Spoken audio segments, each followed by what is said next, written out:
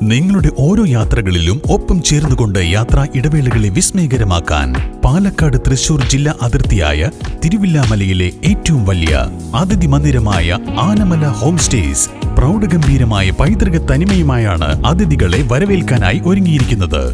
കേരള നിയമസഭാ തിരഞ്ഞെടുപ്പിന്റെ നാമനിർദ്ദേശ പത്രിക സമർപ്പിക്കാനുള്ള സമയം അവസാനിച്ച സാഹചര്യത്തിൽ പത്രികകളുടെ സൂക്ഷ്മ പരിശോധന നടന്നു.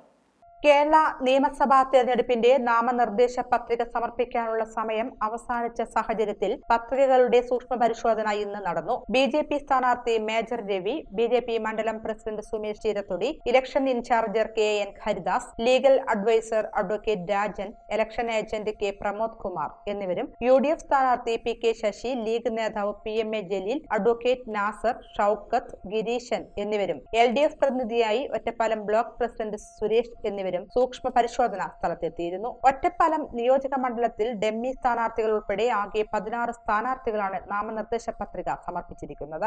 3 മുന്നണി സ്ഥാനാർത്ഥികൾക്ക് പുറമെ ബി.എസ്.പിയുടെ സ്ഥാനാർത്ഥിയും മറ്റ് സ്വതന്ത്രന്മാരും പത്രിക സമർപ്പിച്ചിട്ടുണ്ട്. ഇതിൽ യു.ഡി.എഫ് സ്വതന്ത്ര സ്ഥാനാർത്ഥി പി.കെ. ശശിക്കും എൽ.ഡി.എഫ് സ്ഥാനാർത്ഥി പ്രേംകുമാറിന്റെയും പേരിൽ അപര സ്ഥാനാർത്ഥികൾ പത്രിക സമർപ്പിച്ചിട്ടുണ്ട്. ഇന്ന് രാവിലെ 11 മണി മുതൽ വൈകുന്നേരം 5 മണി വരെയാണ് പത്രികകളുടെ സൂക്ഷ്മ പരിശോധന നടന്നത്. നാമനിർദ്ദേശ പത്രികകൾ പിൻവലിക്കാനുള്ള അവസാന തീയതി നാളെയാണ്. പത്രിക പിൻവലിക്കാനുള്ള സമയം കൂടി കഴിയുന്നതോടെ മത്സര ചിത്രം വ്യക്തമാകും.